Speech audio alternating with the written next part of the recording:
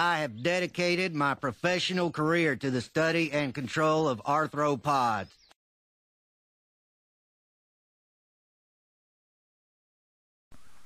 Okay, for today's video, I'm going to talk again about right-wing authoritarian personalities, because I think this research is, again, I've made a number of videos and I've mentioned it more.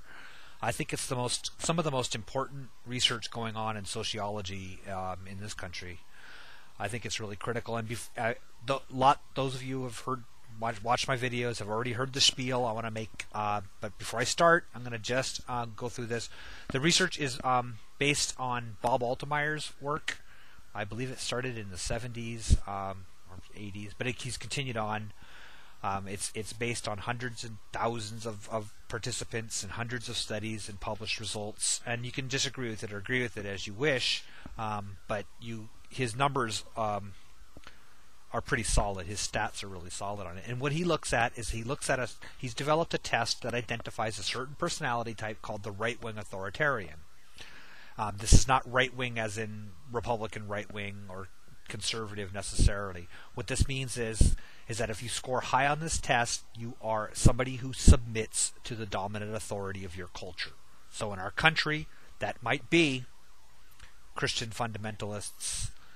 We're primarily a Christian nation. You would tend towards the extreme of that end. So you would tend to be Republican. You'd tend to be a conservative Republican neocon in our country. In another country, you might be whatever else is dominant. In the former Soviet Union, if you would be a hardline Stalinist, or you might be a hardline communist. Whatever, that is the principle that he finds with this test. So the test doesn't just measure your political party; it measures your personality type that tends towards certain political parties and religions. So anyway, but after giving this test, so you can state that test is a metric that just throws out a number that's meaningless. You could say it's meaningless, but then he uses that as a predictor for completely unrelated things that are unrelated to the test, and that's where the strength and the power of his study comes from.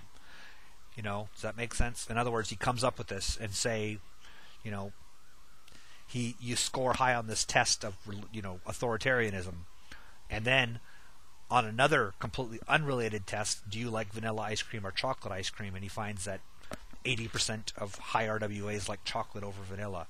Not that that's not one of the studies he does, but I'm saying you can't say that the test was biased. You see what I'm saying? Because the ice cream preference and the score are unrelated. So he looks at these other issues, and this is where, like I said, it gets fascinating. And I'm sorry for that long explanation, but I want to make sure. I've heard a lot of people cutting down my videos on this subject simply by stating some stupid egghead test on whatever. But read it. I'll put a link up to it. If you haven't yet, read this in entirety. Follow his links. Look at his data. Reanalyze his stats. He provides data. You can actually get his original studies and look at his data. Anyway, the one that I thought this is what I'm going to focus on in this. I know after that lengthy introduction, I apologize. Is the hypocrisy of these RWAs. He's looking at specifically religious RWAs in this country. And what he gave is gives a series of hypothetical, how would you answer this question to different groups of people. And he stated, let's see here, that, one of the ones he gave to a group is, he gave them this scenario. Suppose a law were passed requiring the strenuous teaching of religion in public schools. Beginning in kindergarten, all students would be taught to believe that in God, pray together in school several times, memorize the Ten Commandments and other parts of the Bible, learn principles of Christian morality, and eventually be encouraged to accept Jesus Christ as their personal Savior. How would you react to such a law? The majority of people that he gave that question to, including Christians, said it would be a terrible law, said it would be a bad law. They were opposed to it. However, high RWA fundamentalist Christians said that it was a great idea, that it's exactly the kind of education they would like to see in public schools. Okay, so you understand that? And then when they were questioned, further follow-up questions on it, about why would this be moral considering other beliefs in Hindus and Jews and atheists, the argument was given, this is a Christian nation and the majority rules. This is a Christian country and the majority rules. If others don't like it, they can pay for a private education or leave. That was the answer that fundamentalist Christians gave. Okay? So he then gave another group of randomly selected people this question. I'm not going to read the whole thing. It's the same thing, except for your children are being raised in a Muslim country, where they are taught the Quran and belief in Allah and to pray every day. And what would they state? And again, most people thought this would be wrong. The law, if in a case of a Muslim thing, would be wrong as well. But this time, the fundamentalist Christians found it wrong. Okay, and when they were asked why, the answer that was given is one of the answers that were given, that it's unfair to people who help pay for public schools but want their children raised in another religion. Okay. Then when you ask them if the majority in an Arab country has the right to have its religion taught in public schools, the answer was no. The minorities have rights too, and these must be respected. Do you see the hypocrisy? There, it's minority rights. Nobody's kids should have another religion forced upon them in the classroom. You see that? It's fascinating. So again, he concludes, do fundamentalist Christians believe in majority rights or minority rights? The answer is neither. They'll pull whichever argument suits them out of its file when necessary, but basically they are unprincipled on the question of school prayer. Now, I'm going to run out of time here.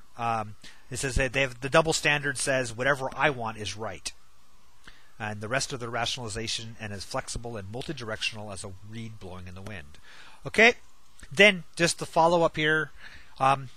To make sure, because the argument that he expected to hear would be, well, then atheists would say the same thing, though. And so he gave the scenario to a group of people, not just atheists, to another selected group of people, asking them if a law were passed teaching school against a belief in religion. Beginning in kindergarten, children taught that there's no such thing as God, that such a point is ridiculous, that it defies logic and whatever. Okay? How would you react to such a law? And he found that in Canada, a sample 100% of the atheists given that question said it was a terrible law, that they don't have the right to impose their beliefs on other people's kids. Right?